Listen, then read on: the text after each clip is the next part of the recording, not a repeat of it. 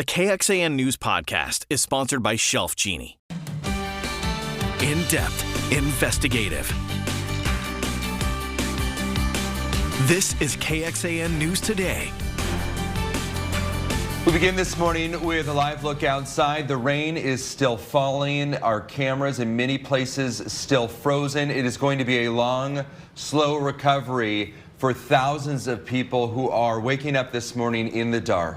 Austin Energy crews are out there trying to restore power, but the lightning now is a problem for the crews. At 9 o'clock this morning, we do expect an update from Austin Energy on the progress they're making so far and what is taking so long to get the power back on. Now, on top of the roughly 161,000 Austin Energy customers without electricity, Encore has close to 51,400 customers without electricity. Several other providers, thousands of people who are still in the dark. And I'm talking about being in the dark for more than 8 hours plus. Good morning, everyone. I'm Sally Hernandez. And I'm Tom Miller. We have the cold weather. We have the outages. Paramedics now worried about carbon monoxide exposure. They say this morning they already responded to 4 911 calls involving 5 children and 7 adults. Just a warning to stay safe. They say people are trying to run power to their homes with generators that they put in their garage. Yeah. And that is a bad thing. It is a recipe for disaster. But it's cold outside and they're trying to stay warm. There's a wrong way to do it, Kristen, but still, people are wondering, when is the power going to come back on? When are we going to get a break in this weather? Yeah, you know, I know crews are working their tails off to get the power on. I can't answer that, but I can tell you that weather will start to improve later today. We begin with a look at our radar here showing scattered showers and thunderstorms. This looks a whole lot different than what I showed you yesterday because our temperatures just a little bit warmer. However, this is very heavy rain coming down. I mean, it's pouring in some areas out across western Travis. I mean, Bee Cave towards the western portion of the city. We've got thunderstorms out there, so this is going to add to the impacts as any sort of elevated object is still likely going to see additional ice accumulation. Even out in the hill country where temperatures are colder, we expect some additional ice this morning. Area-wide, we're in those low to mid 30s. You'll notice downtown at 33. So that's what's helping keep a lot of this just liquid rain, but we're still anticipating a few spots of that freezing rain this morning. The winter storm warning has been extended again till 10 a.m. This was set to expire at 6 a.m., but this thing just won't let go. So the winter storm warning is going to be with us for the next several hours. Those in our eastern counties, Caldwell, Bastrop, Lee, that's a winter weather advisory in effect for you guys until 8 a.m. I know it's not showing on this map, but the warning is where we're focusing our attentions on the additional impacts today. Later this afternoon, we start that thaw-out process. That's the good news. So the winter weather advisory will expire at 8 a.m. and then we get the 40s in here. The ice starts to melt. We won't see sunshine today, but the fact that we get far enough above freezing to not see any more additional ice is key in the start of this recovery process. We're going to talk a little bit more about where we could potentially see the greatest ice accretion today coming up in your first warning forecast, but let's take a look at how our roads look with Erica. Yeah, and Kristen, I'm sure no one's going to be surprised. They don't look great at 4:33. This is a live look here at how things are shaping up around the Austin area. Obviously very wet out there and just not a safe place to be. If you do have to get out and about, I understand. I did a lot of driving yesterday, just given the circumstances, and was able to navigate things safely, but I absolutely ran into ice along Mopac. The far left lane over the Barton Creek Greenbelt was definitely iced over. There was a car crash there. There's 2 cars abandoned near William Cannon and Mopac. So it is a treacherous situation out there. My top concerns for you today: tree limbs that have fallen all over Austin on major roads, on neighborhood roads, all across the Austin area and beyond. Traffic lights out also all over the place. You've got to treat that as a 4-way stop. And continuing to see icy spots on the roads. The flyover at I-30 or SH-45 and 130, that remains closed in Round Rock. And then watch for a crash southbound 35 at SH-45. Sally. Erica, thank you. We continue our live team coverage for you this morning. Want to take you live throughout Central Texas with our crews who are keeping an eye on those road conditions. We have Dylan McKim getting a closer look at these power outages and what Austin Energy crews are doing to try to get the power back on. Good morning, Dylan. Hey, good morning, Tom and Sally. Right now, we are on Lansing Drive in South Austin. We're actually following a utility crew. Let me turn our front camera on right now because I think they have found a down power line here. Again, this is down in Lansing Drive, down south in Minchok. We've been following this crew right now. We got word that there was a down power line here, and they've been looking for it. It might be actually they're backing up here. Let's try to get out of their way here, Christian. But guys, we have heard word of a down power line. Of course, this truck right here, they have their flashlight on. They have actually been checking the power lines down the street. There are so many trees down. I'll even show you this tree right in front of us. You see, this is really what it looks like here, and no power, of course. Guys, it's very dark out here, and almost like a war zone of trees down here. Tom, Sally. Dylan, I wanted to ask you just how long you've been in that neighborhood and how widespread the power outages look like in that area. Yeah, Tom, we actually just got here right before we went live here at 4:30, and the power outage, at least here in this area, is very widespread. Of course, it's kind of interesting, how power works. We could be driving down Minchok at one point where there's lights on, all of a sudden you cross the intersection, and then all of a sudden you see this, lights are off. And I want to just say, I'm looking at our monitor right now.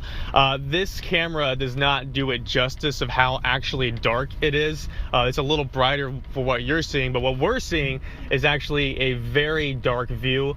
And that's what people are going to be, waking up to right now. And of course, without power, cold temperatures, a little light rain right now where in the area we are right now, Tom.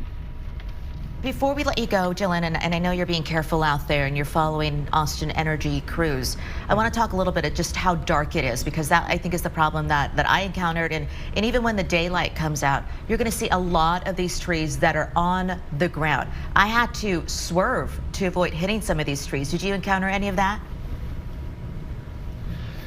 Yeah, exactly right, Sally. If you're going at a decent pace here, the lights that are out, you're going to have a hard time seeing the trees on the ground until you're right on top of them. So if you are driving out on the roads, of course, we are still encouraging people to stay off the roads unless it's necessary to get on the roads.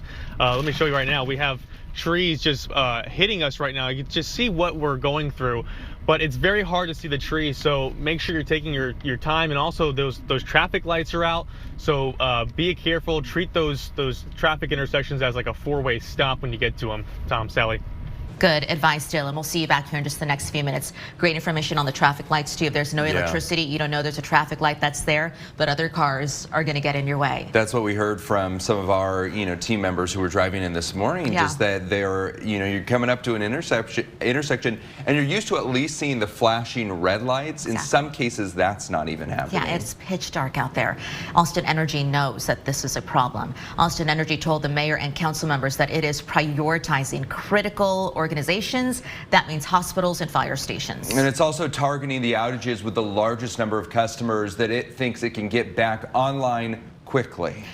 What about burying power lines underground? That's a question a lot of people have. If you do that, wouldn't that help reduce the power outages? Potentially. Comes with a large price tag, though.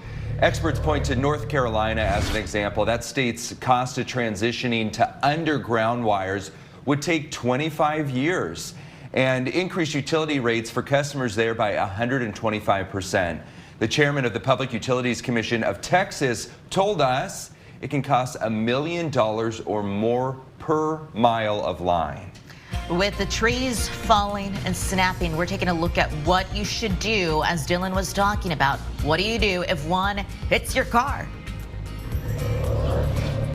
Live look outside, and you can see the rain is still coming down on my drive-in. It was pouring in pockets. We're going to have live reports continuing throughout the morning. We'll check in on that tree situation next. Good morning. 4:41 is the time, and the rain keeps falling down. You can see from our camera over at the Lady Bird Johnson Wildflower Center. You can see some lights in the distance. Electricity on in some areas in southwest Austin. Others are still in the dark. About 155,000 Austin Energy customers still without electricity today. We're working to get you answers. And if you're watching us on our streaming device, welcome. Listening to us on the podcast, It's good to have you around, everyone.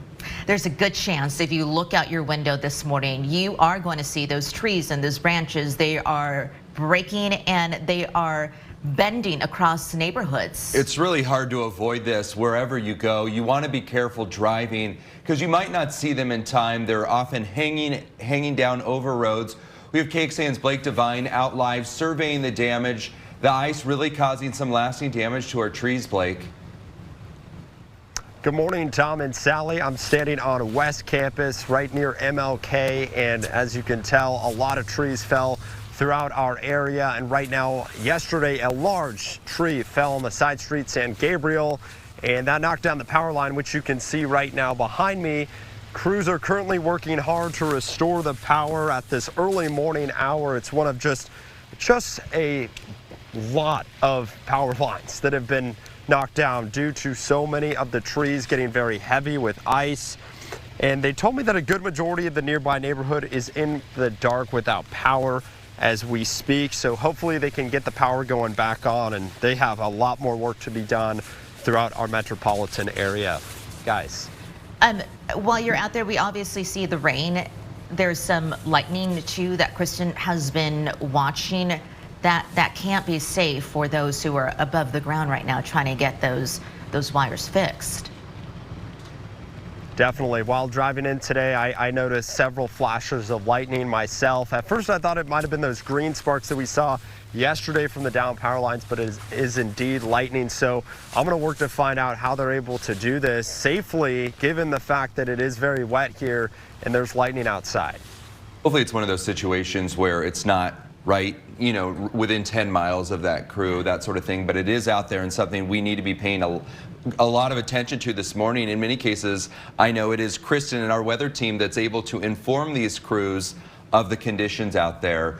You may be wondering whether you are covered by your insurance if a heavy branch comes down and lands on your car. Good question. A lot of you are seeing that in your front yard, and sometimes the cars are right under those tree branches. The short answer to Tom's question really depends on what kind of insurance policy you have. The Texas Department of Insurance points out if you have the basic general liability policy that the state requires you to carry, your car probably is not covered by the ice damage.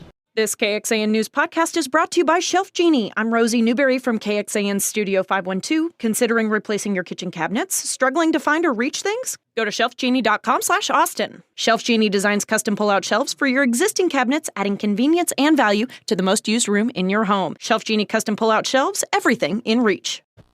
You have to have comprehensive auto insurance, which pays for things other than an auto accident. If it's somebody else's fault, that's when your liability, their liability coverage would pay for your damage. But if you just have the bare minimums, you're probably not going to be covered.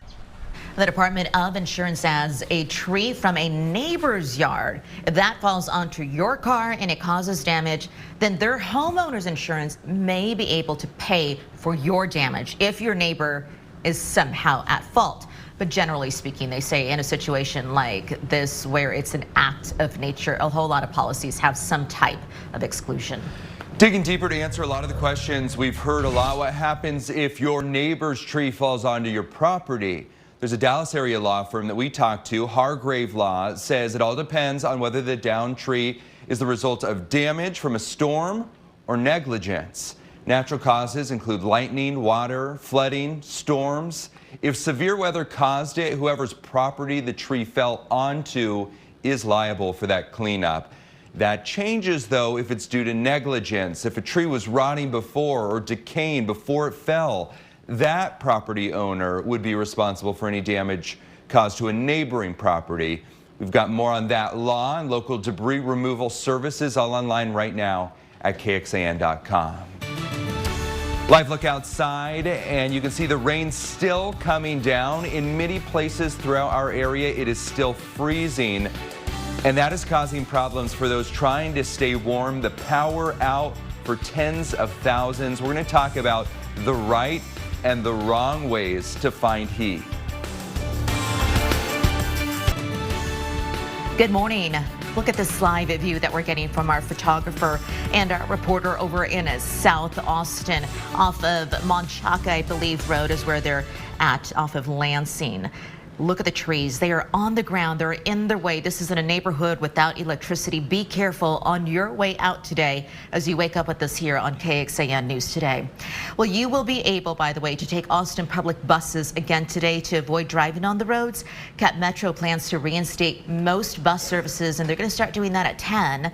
The delayed start is going to allow Capital Metro to assess the road conditions. The Cap Metro Access team is going to be contacting customers if you have trips scheduled before 10 a.m. today to see if any appointments can be rescheduled. If they're unable to reschedule an appointment for you, and if road conditions allow, then maybe they'll continue providing trips to, they say, life-sustaining treatments for those customers, including those who are seeking treatment for dialysis. I also want to remind you about this. Because of the ice, some services like DoorDash have suspended operations in Austin, and that could be a good way to get your food right now if you don't want to go out driving. DoorDash, though, is expecting to resume deliveries this morning at 9. That, of course, could change, though, depending on the conditions. Your pictures and the videos that you've been sending us really helping show the impact this storm is having all across Central Texas. And we are getting some incredibly powerful images. There have been several close calls after all the ice is built up on the trees.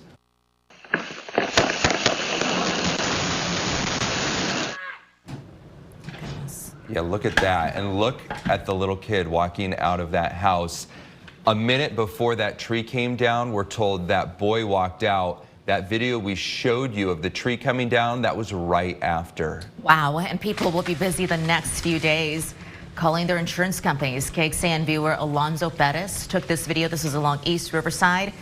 Look, there it goes. Tree branches kept falling, and they kept falling on top of cars.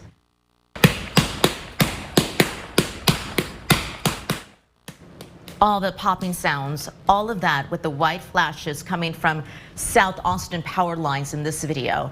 Send us your photos and your videos safely, please, to report it at KXAN.com. You do help us tell the story. Just remember to please be careful, of course, when you capture those images. This way we know what you're dealing with, and we can go to the people who are hard to reach and ask them, when is the cleanup going to start? When are you going to get power back on? Yeah, it's scary seeing these close calls. Kristen, you and I at the exact same time when we heard that popping, both were like, whoa. Yeah. I mean, imagine walking outside your house and seeing and hearing that. And to me, the most sinking part is we knew it was coming and there's nothing you can do about it. You know, it's not like anybody did anything wrong. It's just when you see a half an inch to an inch of ice cover up a major metropolitan city, those things are going to happen. And it's just at this point a waiting game and waiting for those crews to get out there one by one and improve that power line as they go. As far as what's going on this morning, this is a weird one. We've got a mix of rain,